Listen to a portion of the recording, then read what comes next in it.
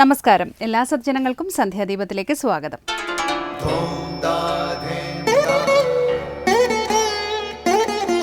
ശുഭം ഭവതു കല്യാണമായുസാരോഗ്യവർദ്ധനം സർവദുഃഖ വിനാശായ സന്ധ്യാദീപം നമോസ്തുതേ. നാമം ജപായനം പുണ്യം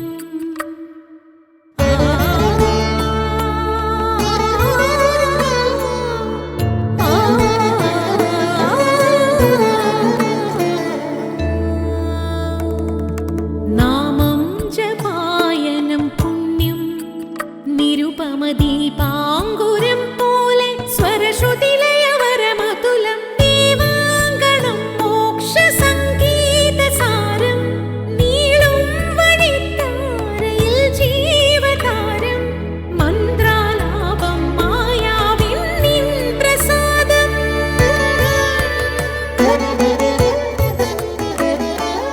ഇരുൾ നീങ്ങിയുണരുന്ന തെളിനാളദീപം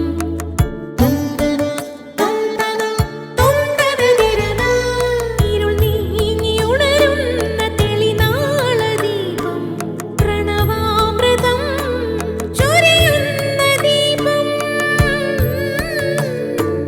ദീപം ദീപം ദീപം ദീപം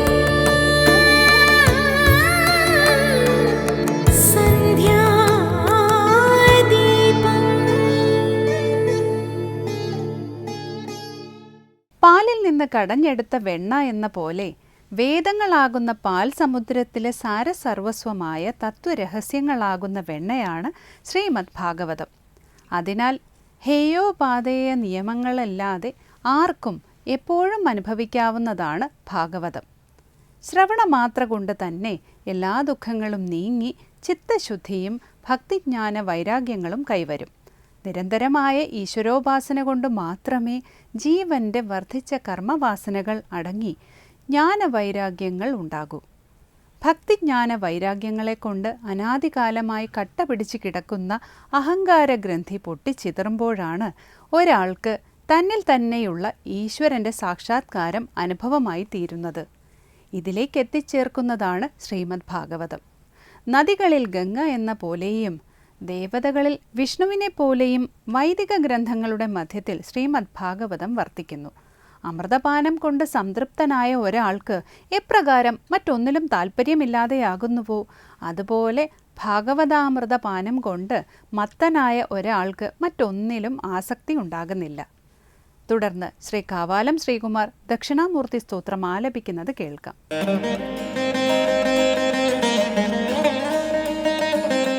ദേഹം പ്രാണമപീന്ദ്രിയാണ്യപി ചലാം ബുദ്ധിം ച ശൂന്യം വിദുഃ സ്ത്രീബാലാന്ധജഡോപമാസ്ത്വഹമിതി ഭ്രാന്താഭൃശം വാദിനഃ മായാശക്തിവിലാസകൽപ്പിതമഹാവ്യാമോഹ സംഹാരിണേ തസ്മൈ ശ്രീഗുരുമൂർത്തയേ നമഃ ഇദം ശ്രീദക്ഷിണാമൂർത്തയേ.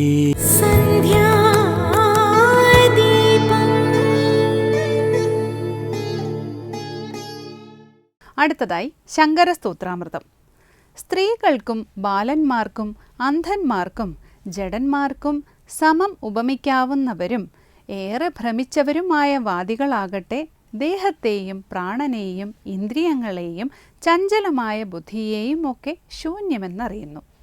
സ്ത്രീയെ ഭ്രമിച്ചവൾ എന്ന് തീർത്തും മുദ്രകുത്തുന്നത് നമ്മുടെ സംസ്കൃതിയല്ല. മാത്രവുമല്ല, ലൗകിക വ്യവഹാരത്തിലായാലും വൈദിക വ്യവഹാരത്തിലായാലും സ്ത്രീക്ക് അദ്വിതീയമായ പ്രാധാന്യമാണ് നൽകിയിട്ടുള്ളത്. ശ്രീം ഹ്രീം എന്നിവ സ്ത്രീയുടേതായി വാഴ്ത്തപ്പെടുന്ന സദ്ഗുണങ്ങളാണ്. ഇതിനെക്കുറിച്ച് കൂടുതൽ വിശദീകരിക്കുകയാണ് ഇന്ന് ശങ്കര സ്തോത്രാമൃതത്തിൽ സ്വാമി ചിദാനന്ദപുരി.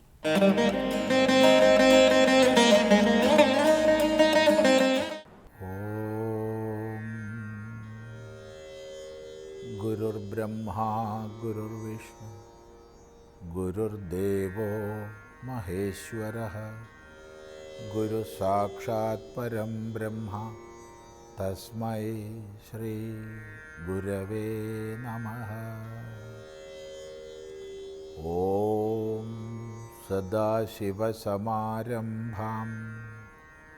ശങ്കരാചാര്യമധ്യമാം അസ്മദാചാര്യപര്യന്താം വന്ദേ ഗുരുപരമ്പരാം. ശങ്കരകൃതികളിൽ ശ്രീ ദക്ഷിണാമൂർത്തി സ്തോത്രത്തിൽ 5-ാമത്തെ ശ്ലോകമാണ് ശ്രദ്ധിക്കുന്നത്. ആത്മാവിനെ സംബന്ധിച്ച്, തന്നെ സംബന്ധിച്ച് അഥവാ ഉണ്മയെ സംബന്ധിച്ച് വ്യത്യസ്ത കാഴ്ചപ്പാടുകൾ പലരും മുന്നോട്ട് വെച്ചു. അതിൽ ദേഹാത്മവാദികൾ, പ്രാണാത്മവാദികൾ, ഇന്ദ്രിയാത്മവാദികൾ, വിജ്ഞാനാത്മവാദികൾ, പിന്നെയോ ശൂന്യവാദികൾ. ഒന്നുമില്ല, അടിസ്ഥാനമായിട്ട് ശൂന്യമാണ് എന്ന് പറയുന്നവർ. ഇങ്ങനെ പല വാദികളുണ്ടായി, പല ദർശനഭേദങ്ങൾ. ഇപ്പം ഏകമായ സത്യത്തെക്കുറിച്ച് എങ്ങനെയാണ് ഈ പല അഭിപ്രായങ്ങൾ വരുന്നത്? അത് കാഴ്ചപ്പാടിൻ്റെ വ്യത്യാസം അനുസരിച്ചാണ്. ഒരു പ്രമാണ പദ്ധതിയിൽ അതിൻ്റെ നിർണയത്തിലേക്ക് എത്താത്തവരാണ്. അതുകൊണ്ട് ഭ്രമിച്ചവരെന്നുള്ള അർത്ഥത്തിൽ ഭ്രാന്താഹ എന്ന് പറഞ്ഞു, ഭ്രാന്തന്മാരാണ്. ഭ്രാന്തൻ എന്ന് പറഞ്ഞാൽ ഭ്രമിച്ചാൾ എന്നേ അർത്ഥമുള്ളൂ. പ്രമാണ നിരൂപണത്തിലൂടെ സദ്വസ്തുവെ ബോധിച്ചിട്ടില്ലാത്ത ആൾ, ആ അർത്ഥം എടുത്താൽ മതി ഭ്രാന്തൻ എന്നുള്ളതിന്. അവിടെ ഭ്രാന്തന്മാരെ ഉപമിക്കുന്നത് അല്പം ഒന്ന് ചിന്തിക്കേണ്ട ഒരു വാക്യത്തിലൂടെയാണ്, പദത്തിലൂടെയാണ്. സ്ത്രീ ബാലാന്ധജഡോപമാഹ എന്നാണ്. സ്ത്രീ ബാലാന്ധജഡോപമാഹ എന്ന് പറഞ്ഞാൽ സ്ത്രീക്കും ബാലനും അന്ധനും ജഡനും ഉപമരായിട്ടുള്ളവർ, അവരോട് ഉപമിക്കത്തക്കവർ. അപ്പോൾ ഇവിടെ സ്ത്രീ എന്നുള്ളതിനെ ആദ്യം പറഞ്ഞു. പെട്ടെന്ന് തന്നെ നമുക്ക് ഇതൊരു സ്ത്രീ വിരുദ്ധ പരാമർശമാണെന്ന് പറഞ്ഞ് വികാരപ്പെടേണ്ട കാര്യമില്ല. കാരണം എപ്പോഴും സ്ത്രീയെ പൂജിക്കുന്ന, സ്ത്രീക്ക് പ്രഥമസ്ഥാനം എല്ലാത്തിലും കൽപ്പിക്കുന്ന, സ്ത്രീയെ ദൈവമായി ആരാധിക്കുന്ന, വേദത്തെപ്പോലും സ്ത്രീ രൂപത്തിൽ മാനിക്കുന്ന ഒരു സംസ്കൃതി വെറുതെ സ്ത്രീയെ നിന്ദിക്കുകയൊന്നുമില്ല. പിന്നെ എങ്ങനെ മനസ്സിലാക്കണം എന്നാണെങ്കിൽ, ഓരോ ആചാര്യനും രചനകൾ ചെയ്യുന്ന കാലഘട്ടം, ആ കാലഘട്ടത്തിലെ സമൂഹത്തിൽ നിലവിലുള്ള വ്യവസ്ഥയ്ക്ക് അനുസൃതമായിട്ടാണ് അവിടുന്ന് ദൃഷ്ടാന്തങ്ങളും ഉപമകളും ഒക്കെ പറയുക. വേദത്തിൽ അനേക ഋഷികകൾ ദർശനം ചെയ്തിട്ടുണ്ടെങ്കിലും, വേദത്തിൽ ബ്രഹ്മവാദിനികളും ധർമ്മചാരിണികളുമൊക്കെ ഉണ്ടെങ്കിലും, ശങ്കരാചാര്യസ്വാമികളുടെ കാലമാകുമ്പോഴത്തേക്ക് സാർവത്രികമായ ഗുരുകുല വിദ്യാഭ്യാസം തുടങ്ങിയവ സ്ത്രീകളെ സംബന്ധിച്ചില്ലാതായി. അതൊരു വസ്തുതയാണ്. സമൂഹത്തിൻ്റെ ഒരു 2ാം തട്ടിലേക്ക് സ്ത്രീ മാറ്റപ്പെട്ടു എന്നുള്ളതും വസ്തുതയാണ്. അത് വേദവിരുദ്ധമായതുകൊണ്ട് തന്നെ നമുക്ക് സ്വീകാര്യമല്ല. സ്ത്രീക്കും പുരുഷനും തുല്യ പദമാണ്, തുല്യ പദവിയാണ് ഉണ്ടാവേണ്ടത്. അതാണ് വൈദികമായ കാഴ്ചപ്പാട്. എങ്കിൽ തന്നെയും കാലഗത്യ ഇത്തരം അപചയം സംഭവിച്ചു എന്നുള്ളത് പരമാർത്ഥമാണ്. അതുകൊണ്ട് തന്നെ ശങ്കരാചാര്യസ്വാമികളുടെ കാലമാകുമ്പോഴത്തേക്ക് ഈ ഗുരുകുല വിദ്യാഭ്യാസം വേണ്ടതുപോലെ ലഭിക്കാത്തവരായി പ്രമാണവിചാര പദ്ധതിയിലേക്ക് പൊതുവെ പ്രവേശമില്ലാത്തവരായി സ്ത്രീകൾ തീർന്നു എന്ന് നമുക്ക് അനുമാനിക്കണം. അതുകൊണ്ടായിരിക്കണം ഇവിടെ സ്ത്രീകളെ ഒന്നാമതായി പറഞ്ഞത്. സ്ത്രീ സ്വഭാവത്തിൽ മനുഷ്യനെ നന്മയിലേക്ക് നയിക്കുന്ന കീർത്തി, ശ്രീ, വാക്, ഹ്രീ, ഇതൊക്കെ ഈ ദേവതകളൊക്കെ സ്ത്രീകളാണ്. ഇത് പുരുഷനും വേണം, സ്ത്രീക്കും വേണം ഈ സ്ത്രീഭാവങ്ങൾ. അതുപോലെ ചഞ്ചലഭാവം,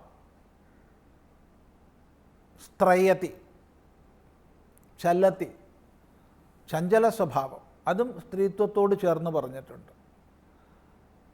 അത് പുരുഷനും ഉണ്ടാവാം, സ്ത്രീക്കും ഉണ്ടാവാം. ഈ ഒരു ചഞ്ചലഭാവത്തോട് കൂടിയവരെയാണോ ഇവിടെ ഉദ്ദേശിച്ചത് അറിയില്ല. ഒരു ചിന്ത സൂചിപ്പിച്ചെന്ന് മാത്രം. അതുകൊണ്ടിത് ഉപമയായിട്ട് പറഞ്ഞതൊന്നും അടിസ്ഥാന സിദ്ധാന്തത്തിൽപ്പെട്ടതല്ല. ആ കാലഘട്ടത്തിലെ സാമൂഹിക വ്യവസ്ഥയനുസരിച്ച് ഗുരുകുല വിദ്യാഭ്യാസം തുടങ്ങിയവ വേണ്ടതുപോലെ ഇല്ലാത്തതുകൊണ്ട് പ്രമാണവിചാര പദ്ധതിയിൽ പ്രവേശിക്കാത്തവർ എന്ന അർത്ഥത്തിൽ സ്ത്രീകൾ എടുത്തു. അങ്ങനെ എടുത്താൽ വിരോധമില്ല. അതുപോലെ ബാലന്മാരെന്ന് പറഞ്ഞാൽ വാക്കിൻ്റെ അർത്ഥം കുട്ടികളെന്നാണെങ്കിലും അവിവേകികൾ എന്നാണ് അർത്ഥം. കുട്ടികൾ അവിവേകികൾ. നമ്മൾ വ്യത്യസ്ത ദർശനങ്ങളിൽ അഥവാ ശാസ്ത്രങ്ങളിൽ ഒരു ശാസ്ത്രത്തിൽ എത്ര തന്നെ നിഷ്ണാതനായാലും പണ്ഡിതനായാലും മറ്റൊരു ശാസ്ത്രത്തിൽ അറിവില്ലാത്ത ആളെ സംബന്ധിച്ച് അതിൽ അയാളെ ബാലൻ എന്നാണ് പറയുക. ഒരാൾ അദ്വിതീയമായ വ്യാകരണജ്ഞാനമുണ്ടെന്ന് വെച്ചോളൂ, പക്ഷെ വേദാന്തത്തിൽ അയാൾക്ക് അറിവില്ലെങ്കിൽ അയാൾ വേദാന്തത്തിൽ ബാലനാണ്. അഥവാ വേദാന്തത്തിൽ അഗ്രിമമായ ജ്ഞാനമുണ്ട്, ന്യായത്തിൽ അയാൾ അറിവില്ലാത്ത ആളാണെങ്കിൽ ന്യായദർശനത്തിൽ അയാൾ ബാലനാണ്. അപ്പം ഇങ്ങനെ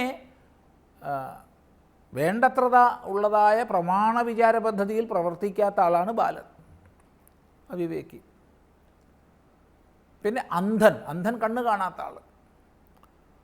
കണ്ണ് കാണാത്ത ആളെ സംബന്ധിച്ച് തൻ്റെ മുമ്പിലുള്ള പദാർത്ഥങ്ങളെ വേർതിരിച്ചറിയാൻ കഴിയുന്നില്ല. അപ്പോൾ അന്ധൻ എന്ന പ്രയോഗം ഇവിടെ ബാഹ്യമായി ശരീരഗതമായ അന്ധതയ്ക്ക് ഉപരി തിരിച്ചറിവില്ലാത്ത ആളെ സൂചിപ്പിക്കാൻ ഉപയോഗിക്കാം. കണ്ണ് കാണുന്നുണ്ടോ ഇല്ലയോ എന്നുള്ളതല്ല വിഷയം. കണ്ണ് കണ്ടാലും കൊള്ളാം, ഇല്ലെങ്കിലും കൊള്ളാം, തിരിച്ചറിവില്ലാത്തവൻ അന്ധനാണ്. പിന്നെ ജഡൻ എന്ന് പറഞ്ഞാൽ ജീവനുണ്ട്, ചലിക്കുന്നുണ്ട്, പക്ഷേ മനുഷ്യന് തുല്യമാണ്, ഒരു പ്രവൃത്തിയുമില്ല, മന്ദനായിരിക്കുക. അങ്ങനെയുള്ളവരാ ജഡന്മാർ. ഇപ്പം ഇങ്ങനെയുള്ള ഭ്രമിച്ചവർ സ്ത്രീബാലന്ധ ജഡോപമാഹ, സ്ത്രീകൾക്കും ബാലന്മാർക്കും അന്ധന്മാർക്കും ജഡന്മാർക്കും തുല്യം ഉപമിക്കത്തക്കവർ ഏകമായ ആത്മതത്വത്തെ ഇങ്ങനെ പലതായി പറയുന്നു. ഈ വിഷയം നമുക്ക് തുടർന്ന് ചിന്തിക്കാം. അടുത്ത പ്രാവശ്യമാവട്ടെ. അടുത്തതായി ദീപാരാധനയാണ്. ക്ഷേത്ര സന്നിധിയിലെത്തി മംഗളാരതി തൊഴുത് ഇന്നത്തേക്ക് മടങ്ങാം. എല്ലാവർക്കും നമസ്കാരം.